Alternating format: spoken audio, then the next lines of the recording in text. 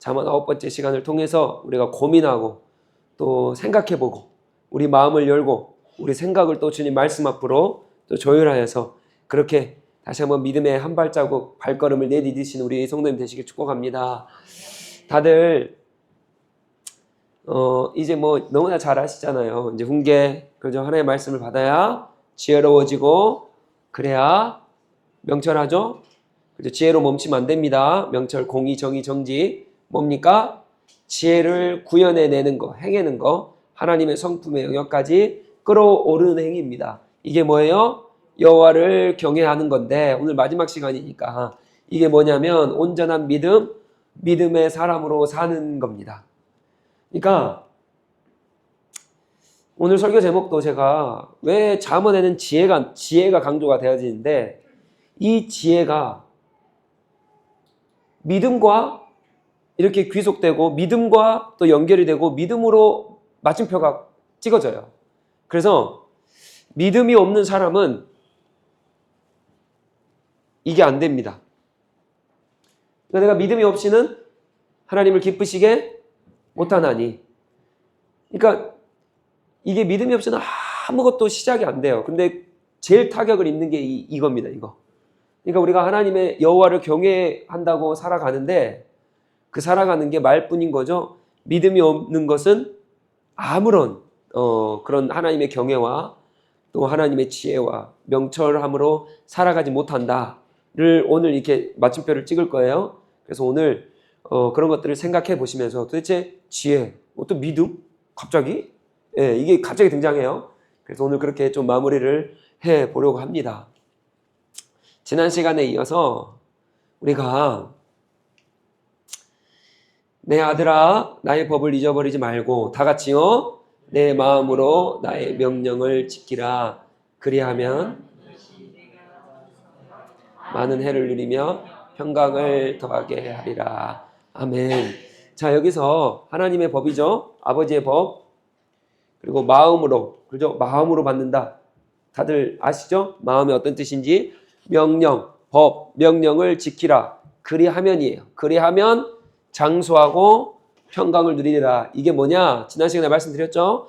첫 번째 육체적인 생명입니다. 그죠?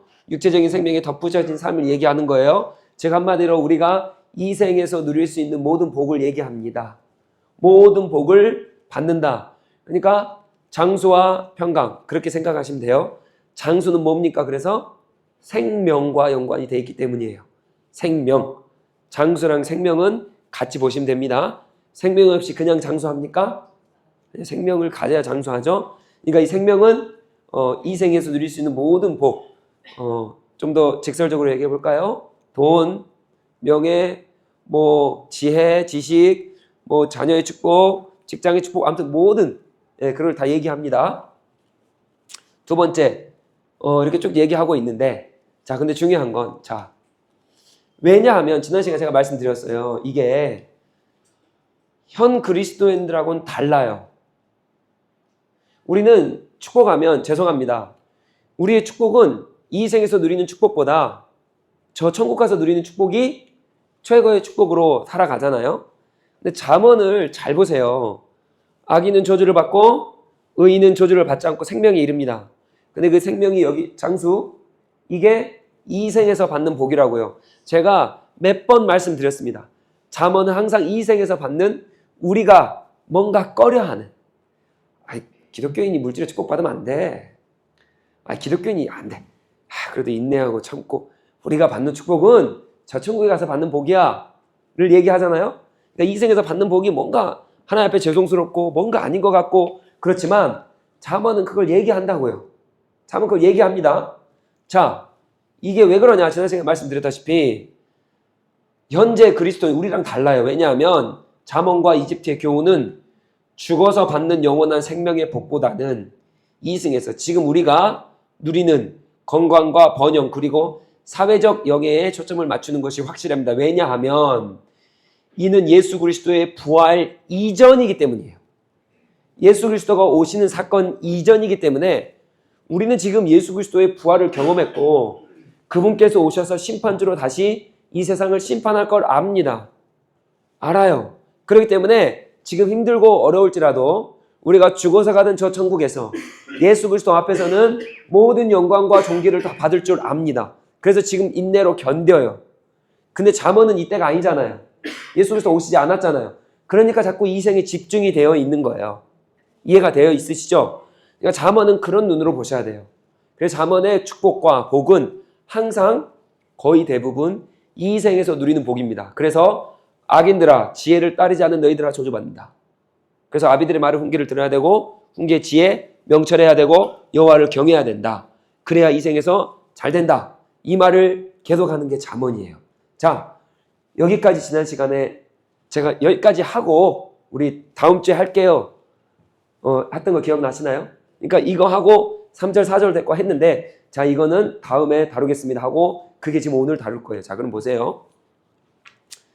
자 우리가 심층 분석을 해서 오늘 한번 들어갈 건데 이 잠언에 대한 이해, 믿음까지 어떻게 가는지 지혜자가 누리는 복이란 이게 뭐예요? 아까 말한 생명이에요. 생명.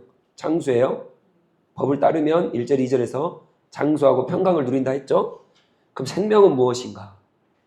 그리고 우리는 그 생명을 누릴 수 있는가에 대한 이 질문에 대한 답입니다. 자, 다 같이 맨 위에 한번 읽어봅시다. 시작.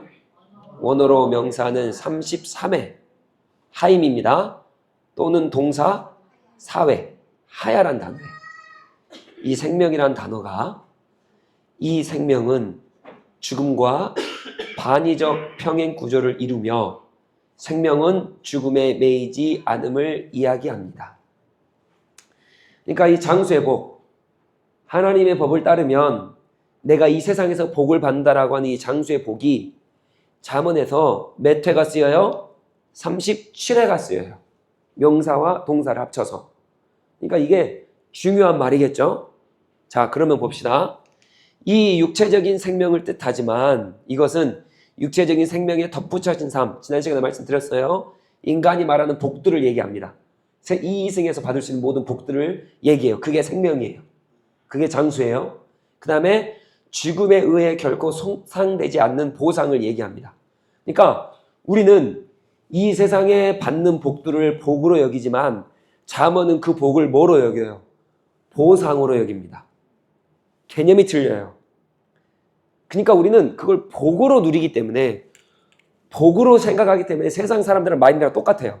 내가 잘하면 복받고 못하면 저주받는다. 그게 아니라 내가 하나님 앞에 말씀에 순종하고 하나님 말씀대로 살면 그에 대한 보상은 당연한 거예요. 이해가 되시죠? 복에 대한 개념이 아니라 보상에 대한 개념입니다. 이해가 되신가요? 그게 생명이고 그게 장수예요. 이거는 생명나무로도 비유가 되는데 이는 영원한 생명을 보장하는 영구적인 치유를 뜻합니다. 그러니까 이 생에서 누리는 복도 있지만 영원히 누리는 영생을 또한 뜻합니다. 이해가 되시죠? 이게 생명이에요. 그러니까 잠언에서 말하는 생명은 이 생의 축복, 그 다음에 이 개념이 복이 아니라 보상이고 보상을 어떻게 받느냐? 이 생의 복으로도 받고 이 생의 보상으로도 받고 저 죽어가서 영원히 사는 그 생명, 그 영원으로도 받는 게 우리다. 이해가 되어지시죠? 그게 잠언이 말하는 생명이에요. 그리고 네 번째로 하나님과의 관계 단절. 이 하나님과의 관계 단절은 무엇을 뜻합니까? 죽음이죠. 그러니까 아담과 하와가 육체적으로 죽은 게 아니라 죄를 지어서 하나님과의 관계 단절을, 그게 죽었다 뜻하잖아요. 그러니까 하나님과의 관계 단절은 죽음을 뜻하며 그러기 때문에 살아계신 영원하신 하나님과의 관계를 가리키는 것, 그게 뭐예요? 결국 생명이에요. 그러니까 내가 하나님 앞에 생명을 받았다라고 하는 것은 죽음의 반대말이기 때문에 내가 영원한 생명도 뜻하지만 하나님과의 관계를 뜻하는 게 이게 생명이에요. 이해가 되시죠? 그래서 내가 이 복을 누리느냐 안 누리느냐. 우린 누립니까 안 누립니까? 이 생의 축복 누리고 또 보상으로도 누리고 영생으로도 누리고 주님과 함께하는 관계로도 누리고 다 누리고 있잖아요. 그렇죠? 자, 그리고 생명은 소망이에요. 소망이 끊어지지 않는다. 이 소망 중요합니다. 왜냐하면 의인은 분명 알마웨트인데 보상으로 받기에 죽음에도 소망이 끊기지 않습니다. 우리는 죽음을 죽음으로 보지 않습니다. 그래서 이제 잠언을 항상 읽으시고 난 우리들은 이제 좀 바꾸셔야 돼요. 개념을 바꾸셔야 돼요. 복이 뭐로 바뀌어요? 보상으로 바뀝니다. 우리는 보상이에요. 우리는 청지기 때문이에요. 청지기예요. 이해가 되시죠? 복으로 받으면 세상이랑 똑같다니까요. 우리는 보상으로 받는 거예요. 우리는 청지기예요. 모든 물질의 자녀의 모든 축복은 다 청지기입니다. 그래서 보상이에요. 그리고 소망이에요. 소망. 이게 뭐냐? 잠언은 부활이 아니라 불멸입니다. 예수 그리스도가 부활하셨어요. 우리는 그래서 불멸이에요. 이해가 가세요? 우리가 부활하는 게 아닙니다. 부활은 예수 그리스도가 하신 거예요. 우리는요, 영원히 사는 거예요. 개념이 다르죠? 우리에서 죽어서 다시 부활해서 아니요. 우리는 육체적인 죽음은 있지만 이 죽음은 뭐로 뜻합니까? 하나님과 관계적으로 계속 사는 게 우리 영생. 그게 영생의 개념이에요. 그래서 우리는 불멸입니다. 개념 이해 가셨죠? 그래서 이제 하나님을 따르는 우리 믿음의 사람들은 항상 이 두 개념을 바르게 인식하시고, 그래서 우리가 영생이 아니라 불멸이다 라고 하는 마음을 항상 딱 가지시면 좋겠다라는 생각을 합니다. 자, 그러면 보통 인간은 이 생명을 죽음의 반대라고 생각을 합니다. 사는 것 정도. 그렇죠? 우리는 생명. 이 생명은 이 땅에 사는 것 정도. 근데 불멸이라니까요. 근데 정말 성경은 그렇게 표현하냐 이거죠. 보세요. 만약 다 같이요. 만약 생명이 죽음을 당하지 않는 것이라고 한다면 죽음에 이르면 생명이 끝이 난다. 다른 시각으로 봅니다. 죽음이 모든 것의 종점이며 결론을 내린다라고 한다면 우리는 죽음을 신으로 여겨야 마땅할 것이다. 죽음이 우리의 최종 결론이기 때문이에요. 죽음으로 다 끝나버리면 죽음이 최고의 권위를 가지고 있죠. 그러니까 우리의 죽음이 신인 거예요. 근데 우리는 죽음이 우리의 최종 결론이 아니죠. 죽음으로 끝나지 않습니다. 그러니까 따라서예요. 다 같이요. 시작. 생명은 단순히 갑작스러운 죽음을 당하지 않는 그 일 이상이어야 합니다. 이해되셨죠? 생명은 이런 거예요. 자, 다시 한번요. 정리합니다. 우리가 이제 믿음의 사람으로서 모세의 율법을 받고 지혜자로서 여호와를 경외하는 명철의 사람을 살아간다 한다면 이 개념을 바꾸셔야 된다고요. 오늘 그 개념을 다시 한번 바꾸시는 건데 복이 아니라 보상이다. 그 다음에 뭐예요? 부활이 아니라 불멸. 우리는 부활하신 그분을 믿기 때문에 영원히 사는 사람들이에요. 자, 그리고 생명에 대한 개념입니다. 이 생명에 대한 개념은 죽음과 반대어가 아니라고요. 그러면 죽음에 이르면 생명도 끝나는 건데 반대어로 생각하시면 안 돼요. 죽음 반대 생명, 생명 반대 죽음 이렇게 생각하시면 죽음이 최종 우리의 종착제가 되고 최종의 권위를 갖기 때문에 이게 신이 된다고요. 그러니까 한마디로 이 생명이라고 한다는 것은 이 죽음을 당하지 않는 이런 개념보다 훨씬 더 이상의 개념이 생명이다. 그래서 제가 설명한 이런 것들이다 라고 표현합니다. 이게 잠언이 말하는 생명, 지혜, 장수 그런 거예요. 이제 개념이 딱 잡히십니까? 괜찮으신가요? 자, 어려우신가요? 네, 어려우시면 집에 가서 유튜브 한 번 더 들어주시길 축복합니다. 오늘 이 개념을 가지고 가셔야 이 믿음까지 갑니다.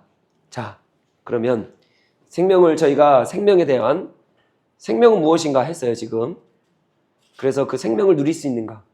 지혜자가 장수예요? 생명을 누릴 수 있는가예요?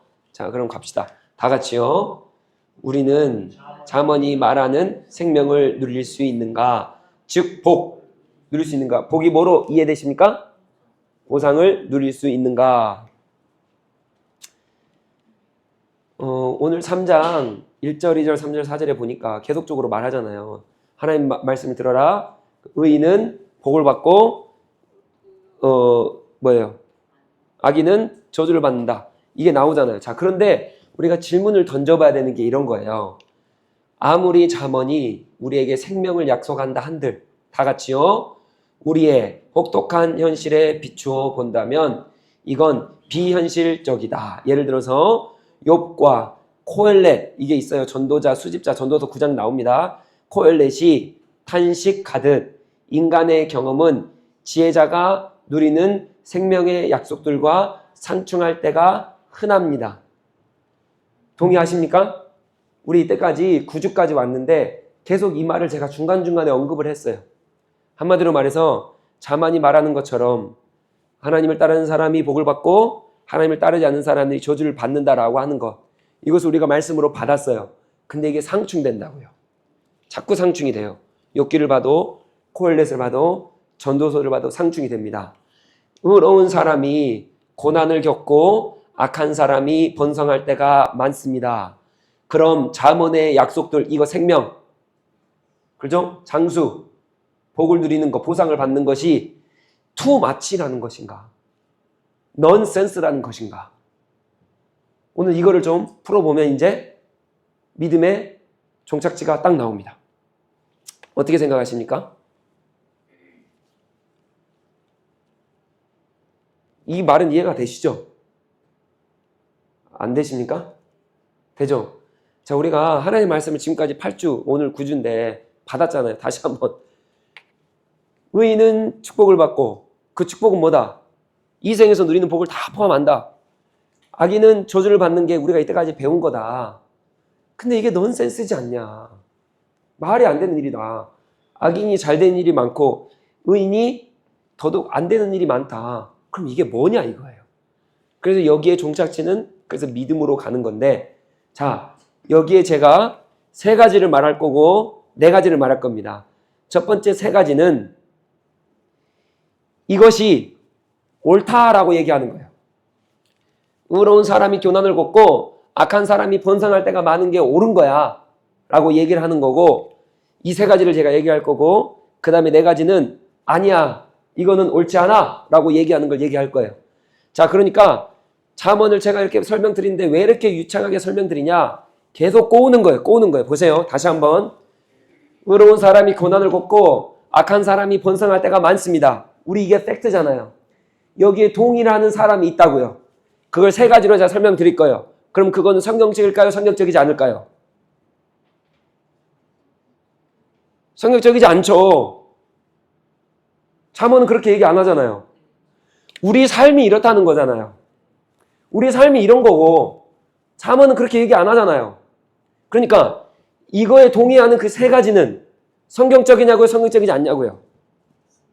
성경적이지 않은 거죠. 그죠? 그리고 후에 네 가지를 얘기할 건데 이것에 반박하는 네 가지를 얘기합니다. 그게 성경적인 거예요. 근데 그게 믿음으로 종결이 됩니다. 자, 그러니까 가볼게요. 자, 다시 옆 사람에게 우리 한 번 더 인사합시다. 함께 합시다. 함께 합시다. 이 최 목사님 왜 이렇게 어렵게 해가지고 이렇게 어렵게 잠언을 마무리하면서 우리 마지막 이거를 풀어야 우리 인생에 적용을 할 수가 있어요. 왜 최 목사가 그렇게 어렵게 했냐? 마지막 대보면 알아요. 이제 그러니까 집중해서 들어주시고 성령님께서 이해 깨우쳐 주시길 축복합니다. 의로운 사람이 교난을 겪고 악한 사람이 잘 됩니다. 이거는 세상의 이치라고 볼 수도 있습니다. 맞죠? 자, 그래서 봅시다. 그래서 왜 이렇게 이 말을 하냐? 원래 의인, 지혜자가 생명의 복, 이거 말고 의로운 사람이 교난을 겪는 게 말고 의로운 사람이 번성하고 복을 누리는 게 당연한 것이었다는 거예요. 근데 인간의 타락으로 인해 이 모든 것이 이게 바뀌어버렸다는 거예요. 인간의 타락으로 인해서 그래서 원래 의인이 복을 누려야 되고 죄인은 악인들은 저주를 받아야 되는데 이게 바뀌어버렸어요. 그래서 우리 이 세상을 살아가는 우리 모두가 봤을 때 인간이 죄를 지어서 타락해서 이게 바뀌어버렸구나. 그래서 내가 의인으로 살면 고난받고 살아야 되고 의인으로 살면 자녀 축복도 하나도 못 받고 재물 축복도 하나도 못 받고 모든 축복을 하나도 못 받는구나. 이거라는 거예요. 그래서 악인들이 잘 되는구나. 이렇게 살아가는 사람이 있다 없다? 있다는 거야. 근데 이게 잘못됐다는 거예요. 자, 첫 번째 논증입니다. 심판자이신 하나님을 무시하는 행위입니다. 이거는 누가 주인이에요? 내가 주인입니다. 내가 주인이에요. 보세요. 어려우니까 넘어갈게요. 이거 설명하면 안 돼. 자, 넘어갈게요. 자, 두 번째. 자, 성경의 약속대로 지혜자가 생명의 약속들, 세상에 받는 모든 복들이에요. 그것을 누리지 못하는 것은 성경이 거짓이다라고 얘기하는 거예요. 이렇게 사는 사람이 있다 없다? 이렇게 사는 사람이 있다 없다? 있다. 야, 봐라. 성경은 자문에 보면, 아니면 율법서에 보면 하나님의 말씀을 잘 섬기는 사람은 복받고 하나님의 말씀을 안 섬기는 사람은 저주를 받는다 그랬는데, 이 세상 봐봐. 의인은 잘한데 오히려 악인이 더 잘돼. 그러니까 성경은 가짜야. 이렇게 얘기하는 사람이 있다 없다? 있다. 당연히 있다. 주위에 있습니다. 반드시 있습니다. 분명히 있어요. 저한테 이거를 와서 물어보신 분도 있어요. 우리 친구가 이렇게 말하는데, 내가 아는 사람이 이렇게 말하는데 어떻게 설명해 줘야 돼요? 있어요. 그러니까 우리 믿음의 사람들조차도 그래요. 내가 이렇게 섬겼고 내가 이렇게 하나님 따랐는데 어떻게 나에게 하나님 이러시냐고. 이런 사람이 있다니까요. 그러니까 성경이 뭐라는 거예요? 거짓이다. 세 번째예요. 다 같이 한번 읽어봅시다. 시작. 생명의 약속들을 그저 개연성으로 본다. 그냥 우연적으로 어떤 사람은 누리고 어떤 사람은 누리지 못하고. 그러니까 이러한 이생의 복이나 또 영원한 불멸의 복, 이런 모든 복들을 그냥 우연으로, probability라 그러거든요. 개연성. 우연으로 봐요. 그래서 그냥 저 사람은 저러니까 누렸고, 이 사람은 이래서 누렸고. 근데 어떻게 보면 세상을 그렇게 이해하면 더 쉬울 것 같아요. 차라리. 의인은 복 받고 하나님 따르는 사람 복 받고 하나님 따르지 않는 사람 복 안 받는다 보다는 차라리 그냥 저 사람은 저렇게, 이게 마음이 더 편해요. 그러지 않습니까? 믿는 사람들조차도 해석이 불가하니까 그냥 우연으로. 여러분 맞습니까? 우리 하나님은 다 같이 따라합니다. 신실하십니다. 여러분 고백하십시오. 다시 한번요. 우리 하나님은 신실하십니다. 다시 한 번 더 고백합시다. 우리 하나님은 신실하십니다. 절대 우연은 없습니다. 우리 세상에 우연은 없어요. 사고가 우연으로 났다고요? 여러분 철학적으로 제가 말씀드려볼까요? 이번 주에 제가 사고 났어요. 차 사고 났거든요. 우연으로 났다고요? 절대 안 그럽니다. 여러분 차 사고는요, 운전을 하는 행위가 반복적으로 쌓여야지만이 차 사고가 나는 거예요. 맞습니까? 철학적인 말이에요. 이해 못하십니까? 운전을 안 하면 차 사고 납니까? 안 납니까? 절대 안 나요. 우연은 그래서 세상에 말하는 우연은 반복적인 행위가 쌓여서 만들어낸 게 우연이에요. 그럼 이건 우연입니까? 우연이 아닙니까? 아니죠. 습관이죠. 반복적으로 행동이 이루어져서 만들어낸 게 우연인데, 여러분 우연이라 가정하는 우리가 말하는 모든 우연 다 그렇습니까? 돈은 우연으로 봅니까? 최선을 다해서 일하는 그 행동의 계속적으로 반복적인 그 모습이, 이게 뭐예요? 습관이에요. 습관. 그걸 만들어낸 거예요. 이해가 되시죠? 우연이 어디 있어요? 세상에 우연이 어디 있습니까? 우연으로 다치셨어요? 무릎 다치셨나요? 걸 가다가? 제가 우연이 아닌 걸 말씀드릴까요? 여러분 걷지 않으면 무릎 다칩니까? 걸어가는 이 습관적인 계속 반복적인 행동이 우연을 만들어내는 거예요. 그러니까 우연이 없다고요. 우리 가운데는 우연이 없습니다. 우리 하나님 그렇게 신실하세요. 하나하나 다 만지시고요. 다 들으시고요. 다 지켜보세요. 그 하나님 믿으십시오. 절대 우연으로 찾아오는 거 없어요. 그래서 고난 중에 우리는 뭐로 가는 거예요? 이게 우연이 아니에요. 신실하신 하나님께서 그 고난 가운데 함께 하시기 때문에 우리는 그 고난을 믿음으로 견뎌내는 거예요. 시각이 틀리죠? 나 이렇게 된 거 우연이야. 하다 보니까 대충 이렇게 돼버렸어. 사업이 하다 보니까 망해버렸네. 이렇게 돼버렸네. 이게 아니라 그렇게 된 이유가 있다고. 그곳에 하나님 함께 하신다고. 신실하시다고. 그래서 이거는 말이 안 되는 거예요. 말이 안 되는 겁니다. 자, 그럼 마지막 4가지를 이제 말씀드릴 거예요.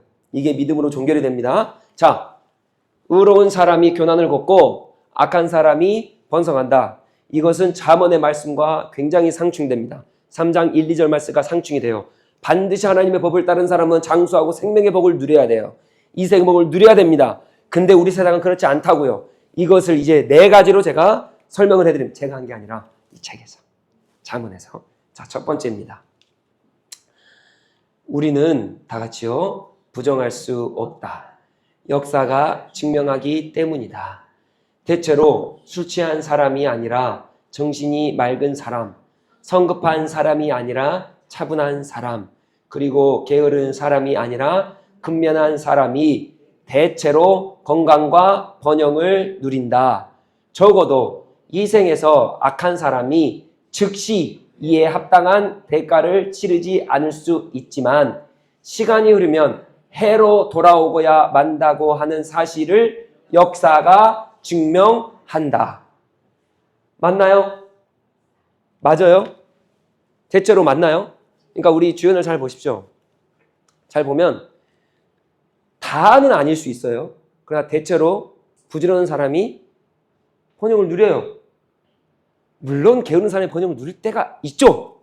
근데 대체로 그렇죠? 그리고 악인은 언젠간 심판을 받습니까? 안 받습니까? 반드시 받아요. 반드시 받아요. 역사가 증명을 합니다. 현 시대도 지금 그런 시국일까요? 역사가 증명을 합니다.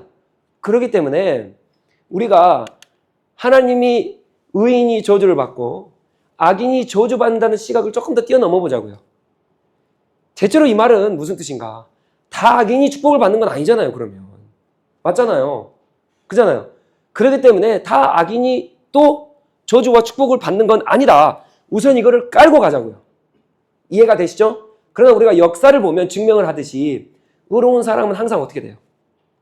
그러한 보응을 항상 받습니다. 그죠? 악인은 항상 거기에 합당한 보응을 받고. 자, 근데 보응으로만 끝나면 안 돼요.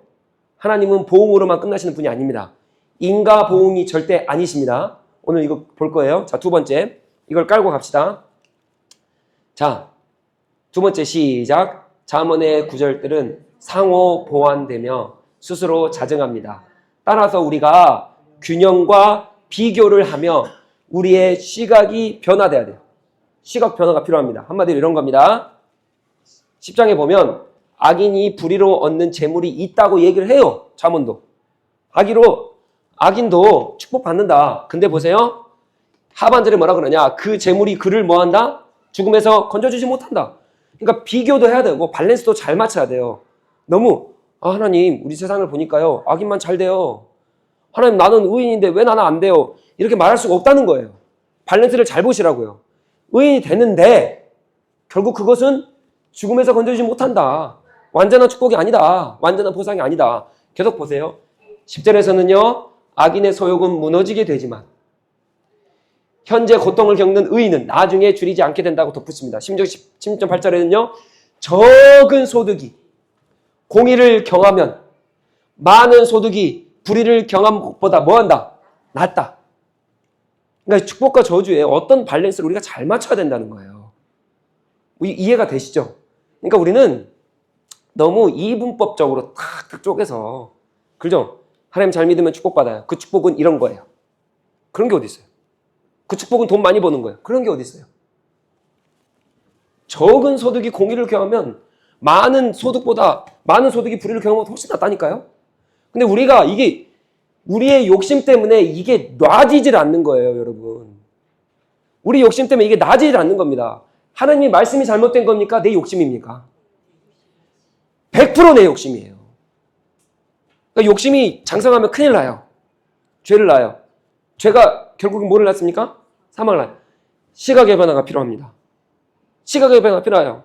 이분법적으로 딱 갈라놓고 보지 마시고 그래서 분명히 잠언은 말해요. 하나님의 법을 따르면 축복을 받고 하나님의 법을 따르지 않으면 저주를 받는다. 이거는 하나님의 말씀이에요. 그리고 또 세상 가봅시다. 세상의 법은 뭐예요? 악인은 잘 되고 의인은 안 돼. 너희들 망해. 이거 다 뭐예요? 둘 다 이분법이라고요. 여기에만 살면 안 된다고요. 성경은 균형을 얘기해요. 성경은 균형을 얘기하기 때문에 균형을 잘 보셔야 돼요. 여기에 대해 욕심이 들어가면 이 균형이 무너져요. 적은 소득도 그래서 축복으로 보지를 못합니다. 내가 인간의 언어로 얘가 얘기를 해볼게요. 내가 지금 저주를 받고 있고 건강이 어려워요. 그럼 이걸 축복으로 보지 못하고 저주로만 봐요. 내 욕심이 들어가니까. 하나님 내가 이렇게 했는데 내가 건강은 하게 해줘야죠. 벌써 나눠버렸네요. 그럼 이건 저주인가요? 건강하지 못한 건 저주냐고요. 제 말이 이해가 되신가요? 이해가 안 되신가요? 처음부터 다시 할까요? 이해가 되죠? 그러니까 그 두 개를 딱 나눠가지고 보시면 큰일 나요. 하나님의 말씀. 그래서 제가 이제 결론을 좀 더 맺을 건데. 자, 그래서 잠언은 이렇게 말합니다. 제가 똑같은 거 계속 말씀드려서 죄송해요.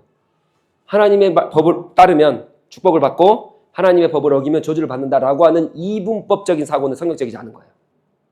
이해가 되시죠? 우리는 이걸 뛰어넘어 있는 존재이기 때문에. 이것만 바라보면 여러분이 다 잘 돼야 돼요. 그럼 여기서 다 잘 되면 세상에 악인도 잘 되면 그럼 그 사람은 하나님 법 따른 거예요? 그런 사고방식으로 살면 이게 안 된다고. 이것도 안 되고 이분법으로 살면 안 돼요. 반대로 내가 저주를 받았어요. 인간적으로 저주를 받았어요. 이분법적으로 내가 저주를 받았어요. 그럼 이게 저주냐고요. 아니라고. 성경은 그렇게 말하고 있지 않아요. 그렇기 때문에 이분법적인 사고, 인과응보, 보응에 대한 어떤 거. 여러분, 하나님이요, 우리가 잘하면 하나님께 얼마나 영광이 되겠어요? 그래, 의인은 복을 받는다 그러니까 하나님 의인대로 살아볼게요. 그럼 그게 하나님께 얼마나 영광이 됩니까? 그런 생각으로 사시지 마시라고요. 그럼 내가 죄를 짓고 막 살아는 게 아니라 죄를 짓고 막 살면 그분의 영광에 스크래치가 납니까? 그런 사고방식으로 살면 안 된다고. 이게 이분법적인 거라고요. 근데 우리는 항상 이렇게만 살아요. 내가 잘하면, 법으로 잘 살면 하나님 영광 받으시지. 내가 잘못하면 하나님 영광에 잘 살아야지. 그러기 때문에. 이런 게 어디 있어요? 하나님은 영광은 계속 찬란하세요. 그분은 내가 뭘 하기 때문에 더 되고 내가 덜 하기 때문에 덜 되시고 그게 아니라고요. 근데 우리는 그렇게 살아가요. 이게 이거예요. 그래서 의인은 축복받고 악인은 이게 이런 생각이에요. 여러분 그런 게 어디 있습니까? 그렇지 않습니다. 이분법적으로 세상을 나누면 그렇게 되는 거예요. 자, 이제 마인드 정답이 딱 되신가요? 이게 철학이 가르쳐 주는 거예요. 이게 철학이거든요. 그 철학 사상이 그대로 들어가 있습니다. 근데 여기는 주인이 하나님인 거고 철학은 주인이 세상인 거고. 이렇게 되는 거예요. 자, 계속 가볼게요. 현재와 미래를 바라볼 줄 아는 시각의 변화. 의인은 현재가 아니라 그들이 일어서는 미래에 초점을 둔다. 그래서 뭐라 그러냐? 의인은 7번 넘어질지라도 다시 일어나려니와 악인은 재앙으로 말미암아 엎드러지느니라 라고 말해요. 실패는 완전해요. 그죠? 의인은 7번 넘어져요. 7번은 완전한 숫자입니다. 완전히 넘어져요. 그러나 뭐예요? 다시 완전히 일어나요. 완전히 일어납니다. 완전하게 살아납니다. 의인의 죽음과 실패를 능가하는 복된 미래입니다. 그러니까 잘 보세요. 우리 전능하신 하나님을 조금 높게 우리가 보시자고요. 자꾸 우리 시각으로 하나님을 내려버려요. 하나님은 시간에 속해 계십니까? 안 속해 계십니까?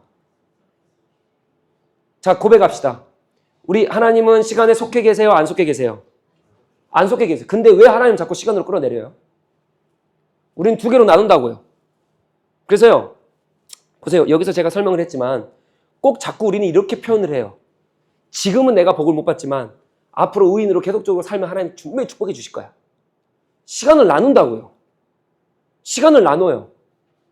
왜 자꾸 하나님을 끌어내리냐고요. 하나님 입장에 봤을 때는 아무것도 아닌 거예요. 이게 시간의 흐름에 따라 물론 지금은 내가 고난을 받을 수 있지만 앞으로 2년 후에 내가 축복을 받았어요. 그리고 재물의 축복을 받았어요. 자, 그러면 하나님 입장에서는 과거에는 너가 이렇게 받았는데 미래는 너가 축복을 받았구나 여기시겠어요? 아니면 이걸 시간을 뛰어넘어 있는데 우리는 시간을 나누지만 하나님 시간을 안 나누신다니까요. 그러니까 이 축복과 저주의 관점이 하나님은 틀리세요. 근데 우리는 이걸 자꾸 나눈다고요. 우리 하나님을 전능하신 하나님 자꾸 끌어내려요. 그래서 우리는 저주와 축복을 나눠가지고 시간별로 막 나눠가지고 그래 하나님 이것은 축복해 주신 거야. 하나님 이것은 저주 그런 게 어디 있어요? 왜 자꾸 시간을 끌어내려요? 하나님 그 시간 안으로. 그러지 말자고요. 잠언은 그걸 얘기하는 거예요. 이해가 되십니까? 이런 좀 시각의 변화. 이걸 아는 사람이 축복받은 사람이에요. 이걸 아는 사람이 하나님의 계명을 아는 사람이에요. 그러니까 보는 시각 관점이 틀려요. 여러분 작은 교회가 저주받은 겁니까? 여러분 물질의 축복 안 받는 사람이 저주받은 겁니까? 아니라고요. 시간 가운데 우리가 이럴 수 있어요. 하나님 입장에서는요. 어떻게 설명할 거예요? 하나님 입장에서는. 너가 이때는 저주받고 이때는 축복받았구나. 하나님은 이 시간을 뛰어넘어 존재하신 분이 어떻게 시간을 나눠서 우리가 그분을 이해하려 하냐고요. 그러지 마시라고요. 보는 시각이 다른 거예요. 어떻게 우리는 저주로 다가옵니까? 어떻게 축복이 축복으로 다가옵니까? 우리는 축복이 축복으로 다가오는 사람이 아니에요. 저주가 저주로 다가오는 사람이 아닙니다. 그런 2차원적인 시각으로 살지 말자고요. 1차원일까요? 우리 이거 뛰어넘어 있는 사람. 이제 이게 확 오세요? 이해가 되십니까? 좀 더 가볼까요? 자, 결국 그래서 4번입니다. 인간의 경험, 생각, 지식이 미치지 못하는 영역이 있다는 거예요. 아무리 우리가 율법을 배워도, 아무리 우리가 하나님의 말씀, 그죠? 훈계를 따라도 우리가 이 지혜와 이 어마어마한 지식에 미치지 못하는 영역이 있다는 거예요. 그게 하나님이에요. 근데 자꾸 하나님을 끌어내리지 말라니까요. 하나님 입장에서 생각해 보자고요. 보세요. 의인 아벨은 제대로 살지 못하고 죽음을 맛보았고 악인 가인은 정상적인 수명을 누렸습니다. 자, 그러면 잠언의 말대로 한다면 수명을 누린 가인이 악한 거 맞나요? 의인이 장수를 누린다며요. 근데 여기는 악인이 장수를 누렸네. 하나님 말씀이 가짜거나 아니면 가인이 악한 자가 아니거나 아벨이 악한 자거나. 맞아요? 근데 뭔가 좀 안 맞잖아요, 지금. 그럼 아벨의 죽음은 죽음인가 물어봐야죠. 우리가 말하는 저주인가 물어보셔야 돼요. 내가 지금 당하는 이 고통은 고통인가 물어보셔야 돼요. 내가 지금 받는 이 축복이 축복인가 물어보셔야 돼요. 그럴 때 하나님 앞에 겸손하게 제대로 설 수가 있는 거예요. 하나님 앞에 받은 축복을 축복으로만 받는다. 돈 많이 받으셨어요? 자녀 축복 받으셨어요? 그럼 축복으로, 물론 축복으로 누리십시오. 근데 축복으로만 누리면 교만해지는 거예요. 이 축복을 축복으로 누리지 않을 줄 아는 사람이 겸손한 사람이에요. 하나님 나에게 이거를 맡겨주신 분이구나. 아, 그럼 내가 어떻게 청지기를 어떻게 감당을 해야 되지? 이런 시각. 세상 사람이 봤을 때 이건 복이죠. 축복이죠. 근데 우리는 그게 아니라니까요. 우리는 그걸 뛰어넘어 있어요. 우리는 뛰어넘어 있는 지혜자입니다. 여호와를 경외하는 사람. 그래서 아벨의 죽음은 죽음인가? 저는 아벨의 죽음이 죽음으로 보이지 않습니다.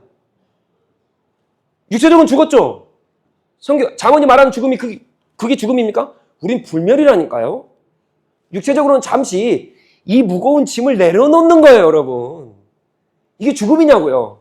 가인은요. 장수하니까 축복입니까? 전 축복으로 그게 보이지 않아요. 믿음의 시각이 바뀌어야죠. 이게 지혜자인 거예요. 완전 달라요. 누가 뭐래도. 완전 다른 거예요. 계속 가볼까요?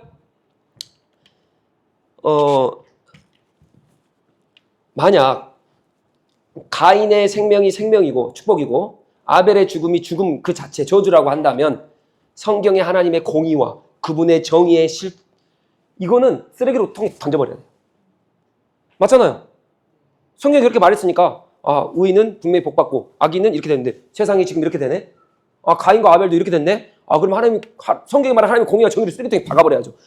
이분법적으로 딱 갈라놓고 이게 정의가 이게 공의다 이렇게 말하면 안 된다니까. 우리는 이렇게 뛰어넘어 있는 사람들이에요. 하나님이 뛰어넘어 계시는데 시각이 달라지죠. 그분의 통치가 영원합니다. 죽음으로 최종 결론이 아닌 죽음 이후에 그분의 공의와 정의가 아벨에게 미쳤음을 알아야 되고 미래와 영혼을 소망하고 희망한다라고 하는 것은 그래서 이게 엄청난 말인데 왜냐하면 보세요. 우리 개념이에요. 우리 개념으로 미래와 앞으로 다가올 장차 다가올 그 미래와 그것을 소망한다는 그 개념은 하나님 입장에서는 그게 미래입니까? 아닙니까? 아니라고요. 하나님 뛰어넘어 계시니까. 이제 보이시죠? 그래서 우리는 지금 여기서 고난을 받는데 앞으로 축복받을까? 이 개념이 아니라고요. 우리 계속적으로 하늘나라의 삶이잖아요. 우리의 축복은 세상의 저주로 너가 세상의 저주를 다 받았기 때문에 너가 축복을 받지 않는 거야. 이 개념이 아니잖아요. 우리 지금 하늘나라를 살고 있고 이 시간을 뛰어넘어 있기 때문에. 그죠? 그래서 하나님이 우리의 입장으로 말씀해 주시는 게 뭐냐? 너가 그렇게 힘들어? 그래. 그럼 내가 시간을 한번 나눠줄게. 그러나 네가 결국에는 받을 그 영광스러운 그것을 소망하는 거야. 자, 그럼 봅시다.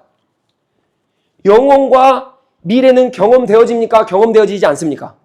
우리는 경험되어지지 않습니다.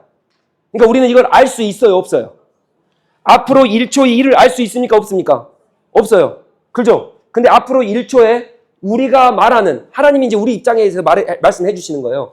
하나님이 우리 입장에서 말씀해 주시는데 너가 1초 1, 그럼 우리가 말하는 대로 1초의 후에 복을 받는다 그러면 우리는 복을 받는 거죠. 맞죠? 복을 받는 거잖아요. 근데 우리는 이 일을 알 수가 없잖아요. 경험되어지지 않았잖아요. 모르는 거잖아요. 누가 아세요? 하나님은 아시잖아요. 그러니까 하나님의 언어로 너 1초의 일, 미래의 일, 죽어서 가는 저 천국의 그 엄청난 복을 네가 모르잖아. 그러니까 그거를 뭐 하라는 거예요? 믿음으로 소망하는 삶이 지혜자라는 거예요. 지혜자라는 거예요. 나누지 마세요. 하나님이 우리 입장에서 그냥 말씀만 해주신 거예요. 나눠서. 지금 너가 고통받지? 그럼 너가 앞으로 받을 복 네가 알아 몰라. 우리는 미래를 경험할 수도 없어요. 가본 적도 없어요. 갔다가 올 수도 없어요. 소망이라는 걸 할 수가 없다고요. 미래를 모르기 때문에. 그러나 주님께서는 반드시 그렇게 하실 거라는 것을 알기 때문에 우리는 미래에 대한 소망을 갖고 살아가는 누구예요? 믿음의 사람이에요. 믿음. 여기서 믿음이 등장합니다. 이제. 이해가 되신가요? 그래서 내 입장에서는 지금 저주지만 앞으로는 뭐예요? 축복이에요. 근데 이걸 뛰어넘어 보자고요. 한 번 더. 하나님 입장에서는 두 개 나눠집니까? 안 나눠집니까? 안 나눠진다고요. 하나님 입장에서는. 뭐가 축복이고 뭐가 저주고 그게 없다고요. 우리 시각은 여기에서 출발해야 돼요. 그래서 나온 고백이 그래서 우리가 미래를 바라보며 신실하신 하나님을 변함없으신 우연성이 아니에요. 변함없으신 하나님을 믿고 미래를 향해 달려가는 사람들이에요. 그게 어떤 사람이에요? 지혜자예요. 그게 어떤 사람이에요? 명철한 사람이에요. 그게 모세율법이에요. 이해가 되어지시죠? 그러니까 하나님의 입장, 내 입장 이게 따로따로 보셔야 돼요. 이제 이해가 되신가요? 그게 믿음이 그래서 우리가 필요합니다. 자, 그래서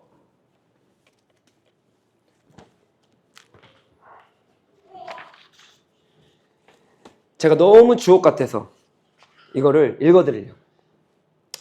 죄송해요. 제가 목이 안 좋아서 주옥 같은 말씀을 주옥같이 읽어드려야 되는데, 자, 만일 하나님이 선행에 대해 즉시 보상해 주신다면 인간은 쾌락과 신앙심을 혼동하고는 자기의 음흉한 욕심을 채우기 위해 신앙심을 이용할 것이다. 동의하십니까? 오히려 하나님은 성도들에게 영생의 소망을 품고 살면서 의를 위해 고난을 감당하라고 말씀하시며 그들의 성품, 명철이에요. 성품을 단련하신다. 하나님의 성품까지 이르는 데까지. 간단히 말해서 잠언은 지혜로운 사람을 가리켜 온전히 전적으로 철저하게 믿음으로 사는 사람이라고 규정한다. 이해가 되십니까? 다시 한번요. 잠언에 이게 나오잖아요. 하나님의 법대로 살면 축복을 받고 이거대로 살면 잠언은 지혜로운 사람을 하나님의 법대로 살면 축복을 받고 법대로 안 살면 이걸 받으니까 너가 하나님의 법대로 살아야 돼 라고 하는 사람을 지혜로운 사람이라 얘기하지 않고 잠언은 지혜로운 사람을 가리켜 온전히 전적으로 철저하게 왜요? 미래에 다가올 어떠한 그 일도 나는 몰라요. 하나님의 시각으로 본다면 뭔지 아무것도 몰라요. 주권자 그분은 우연성이 아니라 신실하게 내 삶에 다가오시기 때문에 온전히 전적으로 철저하게 뭐라? 믿음으로 사는 사람이라고 규정을 하는 게 잠언이에요. 이해가 되십니까? 그러니 지혜자라 한다면 믿음이 필수적인 거예요. 믿음이. 보이지 않는 것을 바라보고 나간다. 제가 오전에 설교했죠. 아브라함과 모세의 탁월한 점이 뭐냐? 율법이 없음에도 불구하고 믿음으로써 율법을 뚫고 나가버려요. 율법을 언제 받아요? 모세 이후에 받잖아요. 근데 율법을 뚫고 나가버린다니까요. 얼마나 대단한 사람들이에요. 믿음의 사람들. 그 지혜자들이에요. 명철한 사람들이에요. 이제 이런 시각으로 우리가 좀 세상을 바라보자고요. 그게 지혜자입니다. 여러분, 지혜 있다 자랑하지 마십시오. 하나님 말씀 많이 한다 자랑하지 마십시오. 이 정도 시각은 돼야. 그죠? 고난을 받는데, 야, 죄송해요. 조홍은 집사님 고난을 받는데 우리 성도님들의 시각은 좀 고난이 아닌 거야. 이 정도 시각은 돼야죠. 그죠? 많은 교회들이 돈 많은 장로님, 뭐 잘나는 어떤 교수님 보면 막 굽신굽신 거리는데 우리의 시각은 어떤 시각입니까? 저거는 하나님 입장에 봤을 때 뭐 다 무시한다는 게 아니라 저 사람의 삶을 다 무시한다는 게 아니라 저건 청지기라고요. 청지기. 저거는 복이 아니에요. 보상. 보상의 개념을 복으로 이해하시면 안 된다고요. 이 정도 시각은 되셔야 우리가 뭐예요? 주님의 안에서 다 한 지체. 사랑하는 다 하나님의 자녀. 한 몸. 그래서 그 누구가 누구를 낮게 여기거나 좋게 여기거나 그게 아니라 다 하나가 되어서 하나님 나라를 섬길 수 있는 그 지혜의 시각이 열리는 거죠. 자, 오늘 여기까지 하겠습니다.